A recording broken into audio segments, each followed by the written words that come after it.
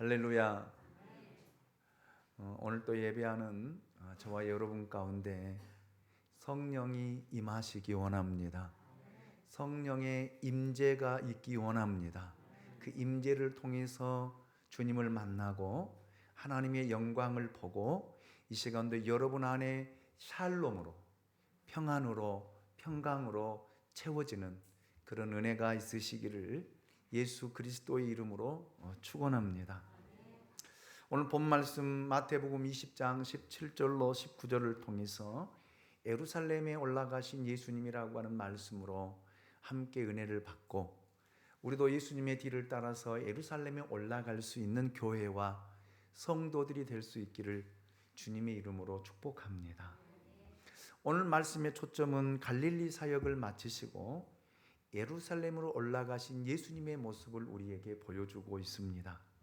지금 예수님은 분명하고 확실하게 자신의 사역을 제자들에게 말씀하시고 설명하고 있는 것을 볼 수 있습니다.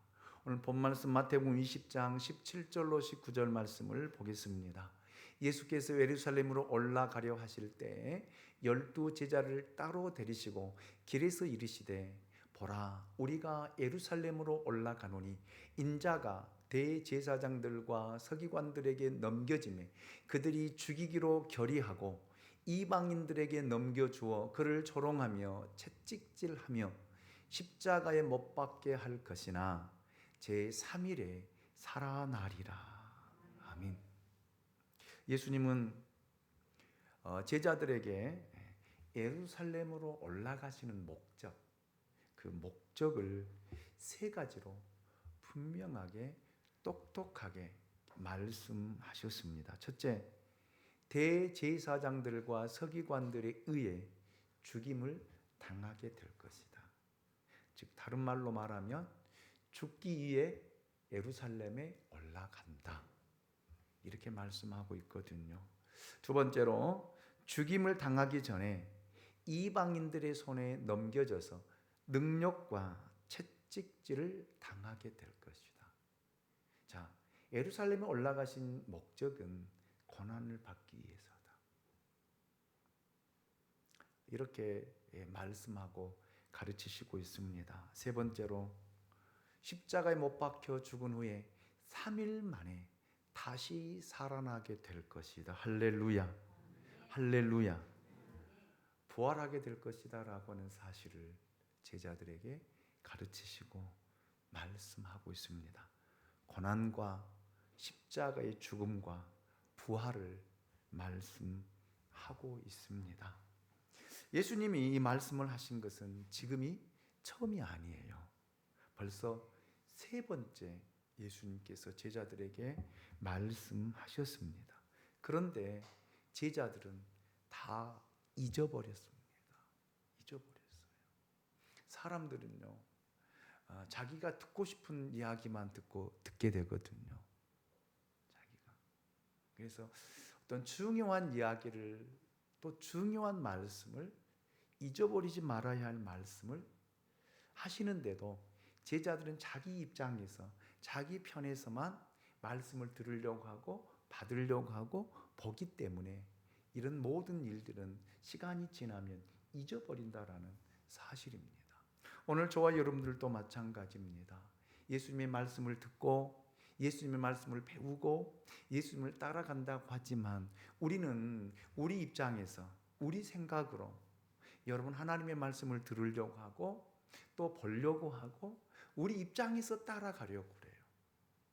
그렇기 때문에 중요한 레마는 잊어버린다는 거예요. 예. 중요한 것은 잊어버리는 것이 우리들의 또한 모습이기도 합니다. 그리고 사소한 것들은 늘 기억해요. 은혜는 잊어버리고 여러분 원수는요 잊어버리지 않고 늘 가슴에 새기면서 분노하는 그런 모습들을 보게 됩니다. 그런데 성경은요 우리에게 반대로 가르쳐주고 있거든요. 원수는 잊어버리고 아멘.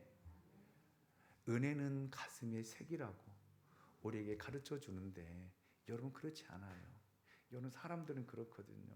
나에게 누가 실수하고 누가 나에게 잘못하면 그것은 가슴에 꼭 묻어두어요.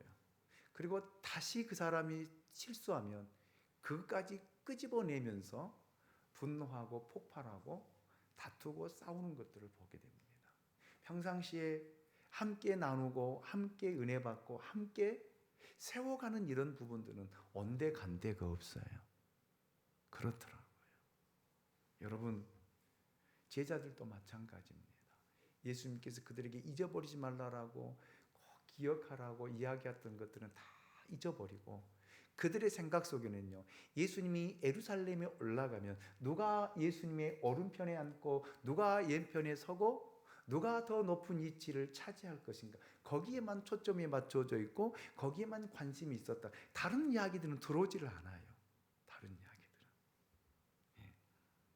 자, 여러분 보십시오. 예수님이 베드로에게 너는 나를 누구라고 하느냐라고 물으셨을 때 베드로가 성령에 감동되어 주는 그리스도시요 살아계신 하나님의 아들입니다 라고 고백을 합니다. 예수님은 이 고백을 듣고 바요나 시몬아, 이것을 내게 알게 하는 이는 내 혈육이 아니다. 혈육이 아니다. 성령에 감동되어 고백한 것이라고 하시면서 그 고백 위에 예수님이 축복해 주시잖아요. 그러면서 한 번도 말씀하지 않았던 놀라운 비밀을 베드로와 제자들에게 말씀하십니다. 그 첫 번째로 마태복음 16장 21절 말씀이에요. 우리 같이 한번 읽어 보실까요? 16장 21절 띄워주시기 원합니다. 제가 읽어 드릴게요. 이때로부터 예수 그리스도께서 자기가 예루살렘에 올라가 장로들과 대제사장들과 서기관들에게 많은 고난을 받고 죽임을 당하고 제3일에 살아나야 할 것을 제자들에게 비로소 나타내시니 할렐루야. 지금까지는 예수님이 예루살렘에 올라가셔서 죽어야 된다라고 하는 사실을 한 번도 말씀하지 않았어요. 그런데 베드로가 주는 그리스도시요 살아계신 하나님의 아들이라고 하는 이 신앙의 고백을 할 때에 이제 됐구나, 이제 이 이야기도 이제 이들이 듣겠구나 라고 하는 생각을 가지고 예수님께서 이 비밀을 이야기하는데 제자들은 그냥 듣고 스쳐 지나갑니다. 두 번째로 마태복음 17장 22절 23절에서 예수님이 똑같이 두 번째 말씀을 하십니다. 갈릴리에 모일 때 예수께서 제자들에게 이르시되 인자가 장차 사람들의 손에 넘겨져 죽임을 당하고 제3일에 살아나리라. 제자들이 매우 근심하더라. 네. 예수님께서 벌써 두 번째 예루살렘에 올라가야 할 이유, 목적에 대해서 말씀하셨는데 제자들은 인간적인 시각으로 예수님의 말씀을 듣고 받아들인 거예요. 그래서 그 말씀이 기억이 나지 않고 잊어버리는 거거든요. 여러분 그렇잖아요. 오늘도 우리가 지금 하나님 앞에서 하나님의 말씀을 듣고 받는데 여러분 우리의 시각으로 하나님의 말씀을 들으면 오늘 이 말씀 들은 것 여러분 교회 문 들어 나서면서부터 잊어버려요. 기억이 안 나요. 수많은 말씀들을 우리가 많이 듣고 수많은 말씀들을 통해서 도전받지만 우리는 잊어버린다는 거예요. 왜요? 우리 입장에서 우리 시각으로 하나님의 말씀을 듣고 받기 때문에 그리고 그 말씀을 이해하려고 하기 때문에요. 그래서 제자들이 예수님이 이렇게 비밀을 이야기해 주는데도 잊어버렸다라는 사실입니다. 그리고 오늘 말씀이 세 번째 하신 말씀입니다. 저는 오늘 이 말씀 속에서 중요한 몇 가지 사실을 발견하게 되었고 또 배우게 되었습니다. 첫 번째, 예수님이 예루살렘에 올라가서 당해야 할 일은 고난이었다라는 사실입니다. 예수님은 자기가 세상에 왜 왔는지를 정확하게 알고 계셨다라는 그런 말입니다. 예수님이 세상에 오신 목적은 여러분 죽으시기 위해서예요. 죽으시기. 많은 사람들은 여러분 살기 위해 여러 가지 일들을 합니다. 살기 위해 먹고요. 살기 위해 행복하고요. 살기 위해 여러분 성공하고 열심히 살아가는 것들을 보게 됩니다. 여러분, 그래서 여러분 살기 위해서 오늘 또 일어나고, 살기 위해서 오늘 또 활동하고, 오늘 또 살기 위해서 여러분 이렇게 움직이고 있지 않습니까? 저는 그래서 여러분에게 물어보고 싶어요. 여러분 행복하십니까?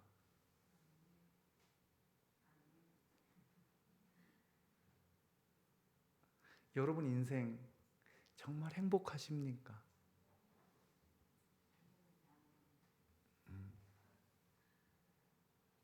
많은 사람들은 행복하냐고 물을 때 대답하지 못해요. 정말 내가 행복한 사람인가?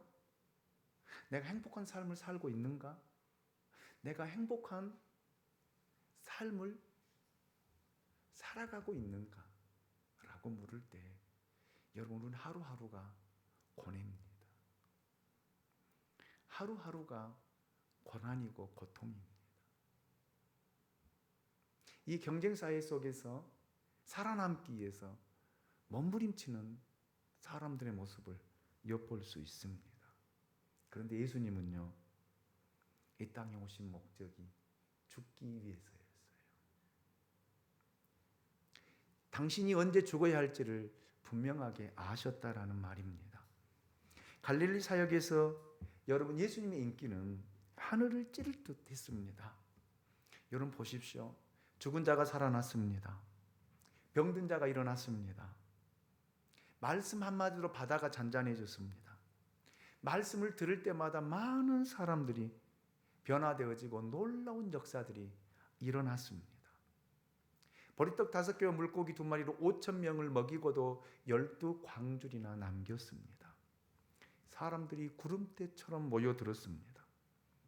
사람들의 환영을 받고 박수 갈채를 받고 있었습니다. 그런데 보십시오. 예수는 인기 절정의 이 시기에 이제 자기가 왜 왔는지, 그리고 왜 예루살렘에 올라가야 될지를 아시고 이런 사역을 마치시고 예루살렘으로 가신 것입니다. 예수님은 자기의 목적을 분명하고 또 확실하게 인식하고 사셨다라는 그런 말입니다. 여러분, 오늘 저와 여러분들이 이 땅에 왜 태어나셨습니까? 엄마와 아빠가 사랑해서 나도 모르는 사이 여러분이 이 땅에 태어났습니까? 나는 태어나고 싶지 않았는데 우리 부모가 서로 사랑해서 태어난 결과물이라고 생각하십니까? 아니에요. 절대 아닙니다. 하나님의 철저한 계획하심 속에, 할렐루야, 창세 전에 우리를 이 땅에 보내주실 것을 하나님이 이미 계획하시고 여러분 부모라고 하는 통로를 통해서 우리를 이 땅에 보내주신 것 뿐입니다.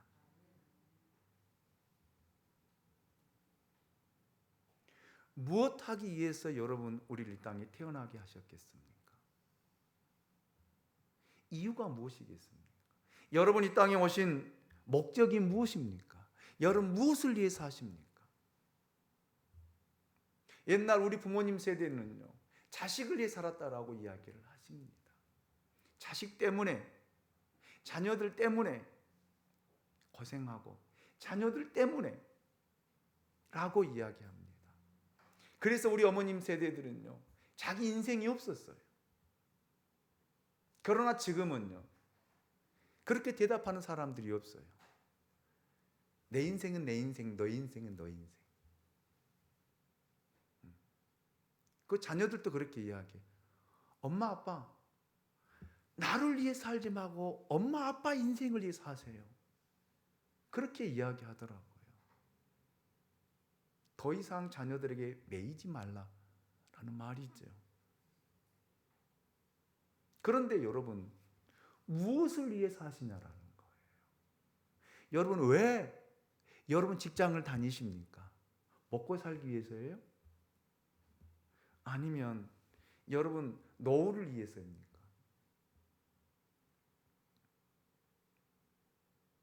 여러분 인생의 목적이 무엇이냐 이 말이에요. 목적이 분명하지 아니하면요, 우리 방향은 흔들리게 되어 있습니다. 예수님께서 당신이 이 땅에 오신 목적이 분명하지 않았더라면 예수님도 아마 방향이 흔들렸을 거예요. 왜요? 예루살렘에 올라가면 고난이 기다리고 있었습니다. 죽음이 기다리고 있었습니다. 많은 사람들, 특별히 종교 지도자들에게 능욕을 당하고 채찍질을 당하고 이방인의 손에 넘겨져서 죽임을 당하는 사실을 예수님은 알고 계셨거든요. 그런데 누가 올라가겠어요?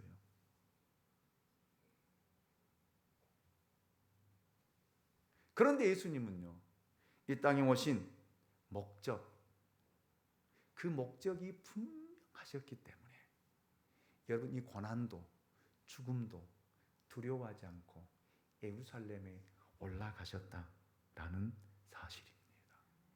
여러분, 우리가 사도행전을 보면 바울도 그랬습니다. 바울이 예루살렘에 올라가려고 할 때 바울의 제자들이 만류했습니다. 선생님, 올라가지 마세요. 올라가지 마세요. 올라가면 유대인들에 의해서 바울을 죽이기로 결성된 결사대가 40명이나 바울을 잡기 위해서 예루살렘에서 기다리고 있었습니다. 올라가지 마십시오. 올라가면 죽습니다. 그리고 빌립의 딸들 애언자들도 동일한 애언을 했습니다. 올라가지 말라. 올라가면 고난을 당하고 죽임을 당하게 될 것이다 라고 하는 메시지를 들었습니다. 그런데 보십시오. 바울의 사명이 무엇입니까? 바울이 여러분 예수 그리스도로부터 여러분 부름받은 그 사명이 무엇이었냐라는 말입니다. 이방인들을 위한 그릇으로, 아멘. 이방인들을 위해서 부름을 받아서 여러분 복음을 땅끝까지 사바나에까지 전하기 위해서 바울은 조금도 두려워하지 않고 예루살렘에 올라갔잖아요. 할렐루야. 이것이 자기가 해야 할 일이에요. 이것이 자기의 사명이었습니다. 그렇기 때문에 죽음을 조금도 두려워하지 아니하고 예루살렘에 올라갔다라는 말입니다. 예수님도 여러분 자기의 사명을 분명히 아셨기 때문에 여러분 고난이 기다리고 있었고 죽음이 기다리고 있었지만 여러분 예수님은 개의치 않고 예루살렘에 올라가셨다라는 말입니다. 오늘 저와 여러분의 삶의 목적이 무엇이냐라는 거예요.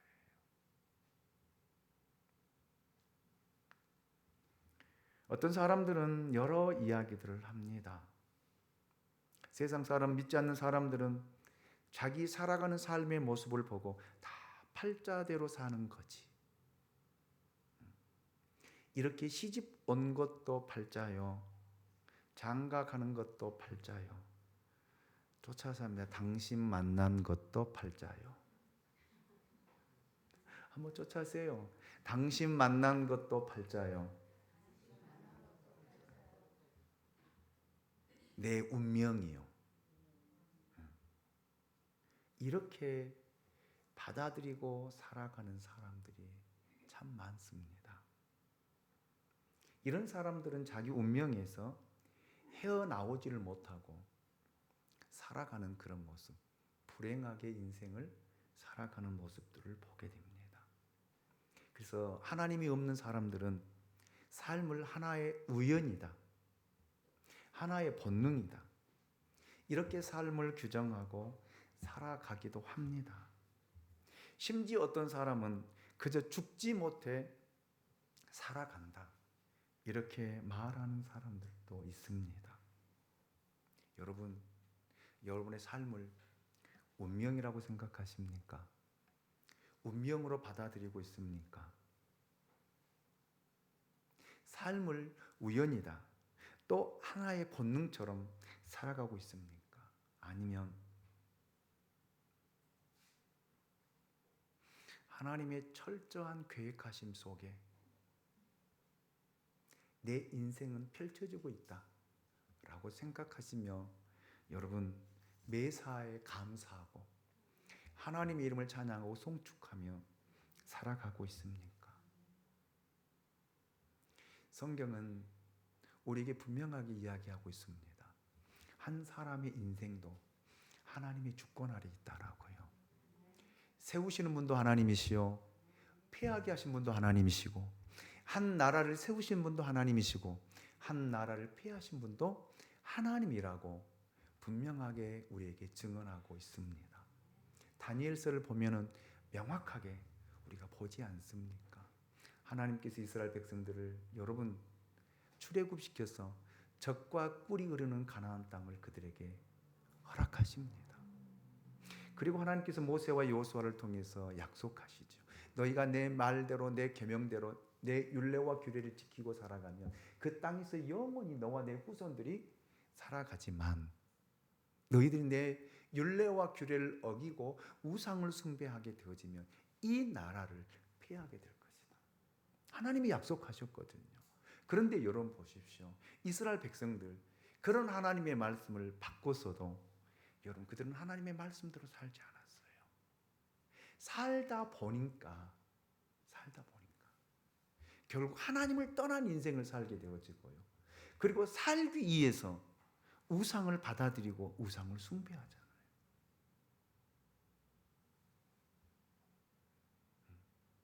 살기 위해서 먹고 살아야 되잖아요.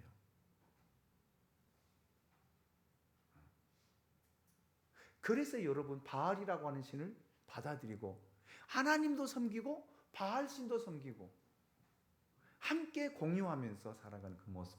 그래서 하나님께서 그 나라를 징치하시잖아요. 북이스라엘은 아수르를 들어서 징치하시고요. 남유다는요 바벨론을 들어서 징치하시잖아요. 아멘. 그리고 젖과 꿀이 흐르는 땅을 여러분 사람이 살 수 없는 황폐한 땅으로 하나님이 만들어 버리시잖아요. 이것이 하나님이십니다. 그리고 하나님께서 다니엘을 통해서 말씀하시잖아요. 바벨론이 메대와 바사를 통해서 멸망되어지고 메대와 바사는요 헬라를 통해서 멸망되어지고 헬라는요 로마에 의해서 멸망되어질 것이다 라고 하는 것을 다니엘서를 통해서 명확하게 제시하고 말씀하시잖아요. 그런데 그렇게 역사는 흘러가잖아요. 아멘. 그래서 모든 역사는 하나님이 주권대로 한 인생의 개인도 여러분 보세요. 느부갓네살 왕 하나님께서 교만에 빠지니까 결국 느부갓네살 왕을 7년 동안 어떻게 살게 해요? 짐승처럼 살게 하잖아요. 그리고 총명이 돌아와서 느부갓네살이 첫 고백이 뭐예요? 하늘에 계신 하나님, 그 하나님을 찬양하고 그 하나님 앞에 경배하는 그 모습으로 돌아서잖아요. 할렐루야. 이것이 하나님의 주권입니다. 오늘 우리는 하나님의 주권 앞에 여러분 우리 인생을 겸하게 받아들이고 매일매일 감사하고 찬송하며 살아가게 된다라면 우리 인생이 달라진다라는 거예요. 아멘입니까? 세상에 웃을 일이 없지만 하나님 때문에 예수 때문에 웃게 되어지고 할렐루야. 행복할 일이 없지만 예수 때문에 복음 때문에 행복할 일이 생기고요. 이렇게 인생이 달라질 수 있는 저와 여러분이 될 수 있기를 주님의 이름으로 축원합니다. 사도 바울은 갈라디아서 2장 20절을 통해서 이렇게 고백하고 있습니다. 내가 그리스도와 함께 십자가에 못 박혔나니 그런즉 이제는 내가 산 것이 아니요 오직 내 안에 그리스도께서 사시는 것이라. 이제 내가 육체 가운데 사는 것은 나를 사랑하사 나를 위하여 자기 자신을 버리신 하나님의 아들을 믿는 믿음 안에서 사는 것이라. 할렐루야. 바울의 인생의 목적은 분명했어요. 저는 오늘 저와 여러분의 인생의 목적이 분명하시기 원합니다.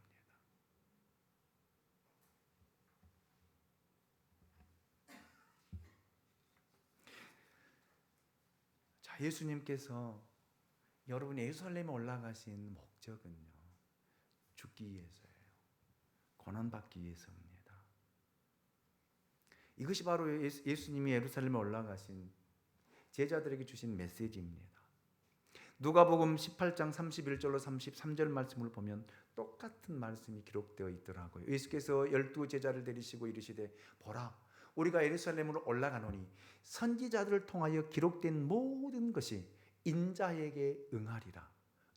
인자가 이방인에게 넘겨져 희롱을 당하고 능욕을 당하고 침뱉음을 당하겠으며 그들은 채찍질하고 그를 죽일 것이나 그는 3일 만에 살아나리라. 아멘. 아멘. 이 누가복음에 보면은 한 가지가 더 첨가되어 있습니다. 선지자들을 통하여 기록된 모든 것이 인자에게 응하리라. 이 말씀이 첨가되어 있습니다. 자, 예수님께서 예루살렘으로 가시는 것은 구약 선지자들을 통해서 하나님이 말씀하신 것을 이루기 위해서예요. 할렐루야. 그래서 하나님은 거짓말하신 분이 아니라 여러분 하나님이 말씀하신 것은 반드시 이루신다라는 말입니다. 그래서 예루살렘에 올라가신 거예요. 여러분 구약 성경을 보십시오. 하나님께서 예수님이 오시기 전 700년 전에 이사야 선지자를 통해서 이렇게 예언하셨습니다. 이사야 53장 4절로 5절 말씀입니다. 우리 같이 한번 읽어볼까요? 같이 읽습니다. 시작. 그는 실로 우리의 질거를 지고 우리의 슬픔을 당하였거늘 우리는 생각하기를 그는 징벌을 받아 하나님께 맞으며 고난을 당한다 하였노라. 그가 찔림은 우리의 허물 때문이요 그가 상함은 우리의 죄악 때문이라. 그가 징계를 받음으로 우리는 평화를 누리고 그가 채찍에 맞음으로 우리는 나음을 받았도다. 아멘. 하나님께서 이사야 선지자를 통해서 메시아의 고난에 대해서 예언하셨던 것을 이루기 위해서 예루살렘에 올라가셨다라는 사실입니다. 그리고 이사야 53장 7절 말씀을 보십시오. 그가 곤욕을 당하여 괴로울 때에도 그의 입을 열지 아니하였으며 마치 도수장으로 끌려가는 어린 양과 털 깎는 자 앞에서 잠잠한 양같이 그의 입을 열지 아니하였도다. 예.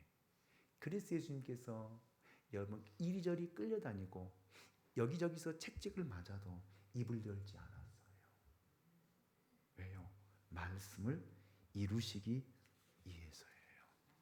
저는 오늘날도 여러분 하나님께서 만물의 마지막 때에 예수 그리스도를 통해서 예언하셨던 것들, 사도 요한을 통해서 밤모섬에서 우리에게 말씀하셨던 것들을 여러분 오늘 믿음의 사람들을 통해서 이루어 가신다라는 사실입니다. 그러기 위해서 오늘 저와 여러분에게도 하나님은 이렇게 말씀하십니다. 예루살렘으로 올라가라. 예루살렘으로 올라가라고요. 이 예루살렘에는요, 여러분 고난이 기다리고 있습니다. 죽음이 기다리고 있습니다. 그런데 여러분 고난과 죽음만 있습니까? 아니에요. 부활도 있다라는 사실이에요.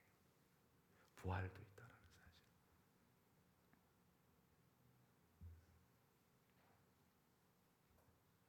여러분, 저는 이렇게 정의하고 싶습니다. 고난은 그리스도인의 표지다. 우리가 진정 그리스도인이라면 그리스도를 위해 고난과 박해를 받게 되어 있습니다. 그러므로 여러분 교회 다니면서 믿음 생활하면서 좀 힘든 일이 있습니까? 내가 믿음의 길을 가고 있다라고 하는 증거예요. 아멘입니까? 이것이 성령을 통한 내가 진짜 그리스도인이라고 하는 하나님의 반증입니다. 여러분 얼마나 영광스러운 일입니까? 얼마나.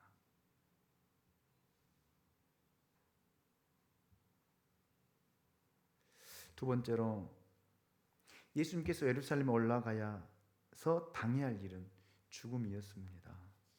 예수님은 마가복음 10장 45절을 통해서 이렇게 친히 말씀하셨지요. 인자가 온 것은 섬김을 받으려 함이 아니라 도리어 섬기려 하고 자기 목숨을 많은 사람의 대속물로 주려 함이라.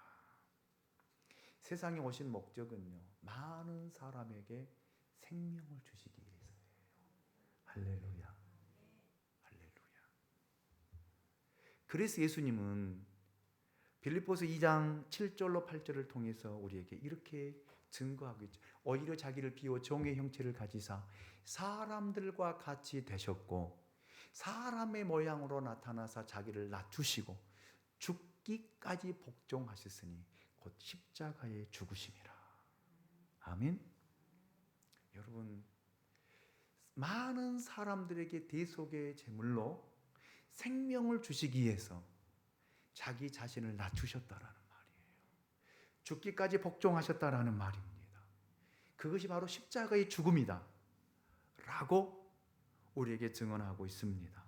그래서 히브리서 기자는 히브리서 9장 12절을 통해서 우리에게 이렇게 말씀하고 있습니다. 염소와 송아지의 피로 하지 아니하고 오직 자기의 피로 영원한 속죄를 이루사 단번에 성소에 들어갔느니라. 아멘. 이분이 예수입니다. 그래서 예루살렘에 올라가신 거예요. 아멘입니까? 죽기 위해서요. 많은 사람을 살리기 위해서요. 저와 여러분을 살리기 위해서 그분은 예루살렘에 올라가셨다라는 말입니다. 이제는 예수님을 따르는 저와 여러분들이, 예수님의 제자된 저와 여러분이 이제 많은 영혼을 살리기 위해서, 다음 세대를 살리기 위해서 예루살렘에 올라가야 될 줄로 믿습니다. 예루살렘에 올라가십시다.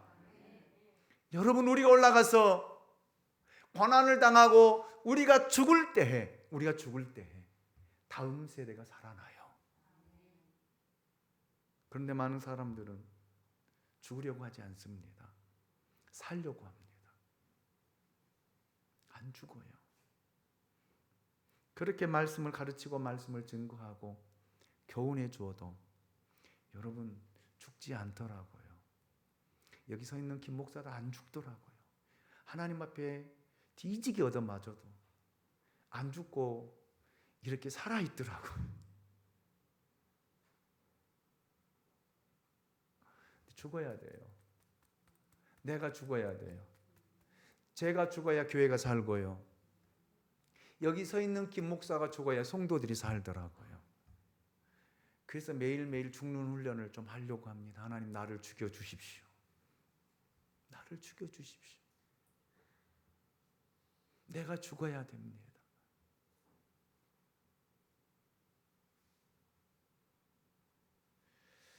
마지막 세 번째로, 여러분, 예수님이 예루살렘에 올라가셔서 겪어야 할 일은 부활이었습니다. 이 부활이 없다라면 우리 예수 믿을 이유가 없지요. 예수님이 죽으면 하나님께서 다시 부활해 주실 것을 확실히 믿었기 때문에 예루살렘에 올라가신 거예요. 여러분, 예루살렘에는 고난이 있습니다. 예루살렘에는 저주의 십자가가 있습니다. 그런데 그 뒤에는요, 부활이 있었다라는 사실이에요. 부활이. 고난과 죽음이라고 하는 이 흑암 속에 나타난 이 부활의 광채를 보아야 된다라는 말입니다. 여러분, 고난과 죽음 이 배후에는요, 여러분, 이 부활이라고 하는 영광이 우리를 기다리고 있기 때문에 이 고난을 이겨내는 거예요. 죽음을 견뎌내는 거예요. 그래서 예수님께서 요한복음 11장 25절 26절을 통해서 이렇게 말씀하셨습니다. 예수께서 이르시되 나는 부활이요 생명이니 나를 믿는 자는 죽어도 살겠고 무릇 살아서 믿는 자는 영원히 죽지 아니하리니 이것을 내가 믿느냐? 내가 믿느냐? 아멘. 여러분, 부활을 믿습니까? 저는 부활을 믿지 못한다면 예수 안 믿습니다. 교회 안 다닙니다. 교회 다닐 이유가 없잖아요. 왜요? 내가 고난 받으려고 예수 믿어요? 내가 죽으려고 예수 믿습니까? 아니에요. 부활이 있기 때문에 예수를 믿는 거예요. 그래서 고난도 이겨내는 거예요. 그래서 사람들이 나에게 비난하고 조롱하고 비웃어도요, 이 부활의 영광이 있기 때문에 견뎌내는 거예요. 할렐루야. 여러분, 아브라함을 보십시오. 하나님이 아브라함에게 100세 때 주었던 그 아들 이삭을 번제로 바치라고 하잖아요.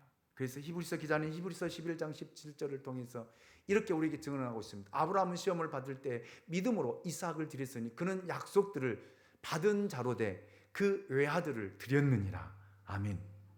그런데 19절 상반절에 보면은 분명한 아브라함의 믿음이 소개되고 있습니다. 같이 읽어보겠습니다. 시작. 그가 하나님이 능히 이삭을 죽은 자 가운데서 다시 살릴 줄로 생각한지라. 아멘. 이 믿음이 있었기 때문에 여러분, 아브라함이 이삭을 번제로 드릴 수 있었던 것입니다. 오늘 저와 여러분에게 이 믿음이 있기를 원합니다. 여러분, 죽지 않아요. 하나님이 다시 살리실 것입니다. 부활하게 하실 것입니다. 그래서 사도 바울은 로마서 8장 18절을 통해서 우리에게 이렇게 약속의 말씀을 주고 있습니다. 생각하건대 현재 권하는 장차 나타날 영광과 좋게 비교할 수 없도다. 아멘. 지금 우리가 받는 고난, 어려움, 이제 나타날 영광, 부활의 영광과 비교할 수 없다라는 사실입니다. 아멘입니까? 여러분, 부활의 믿음은 생명의 믿음입니다. 어떤 고난도 어떤 죽음도 이겨낼 수 있는 믿음이 부활의 믿음이에요. 그렇기 때문에 이 부활을 믿는다라면 여러분, 우리 예루살렘에 올라갑시다. 여러분을 기다리고 있는 것은 고난이에요. 여러분을 기다리고 있는 것은 죽음입니다. 그래서 예수님께서 말씀하셨잖아요. 나를 따라오려거든 자기를 부인하고 자기 십자가를 짊어지고 나를 따라오라. 그리고 예수님께서는 이 고난의 뒤에 우리가 생각하지 못하고 상상하지 못했던 이 부활의 영광, 이 부활의 축복을 감추어 놓고 계십니다. 그리고 우리에게 주시기를 원한다라는 말이에요. 그래서 여러분, 우리 예루살렘에 올라갑시다. 예루살렘에 올라가는데 우리 힘으로는 안 됩니다. 주님의 도움이 필요해요. 주님의 능력이 필요합니다. 우리는 주저앉을 수밖에 없어요. 죽음 앞에 여러분 주저앉을 수밖에 없어요. 그래서 도움이 필요하다는 말입니다. 주님이여, 이 손을 꼭 잡고 가소서. 주님이여, 이 손을 꼭 잡고 가소서. 가고 피곤한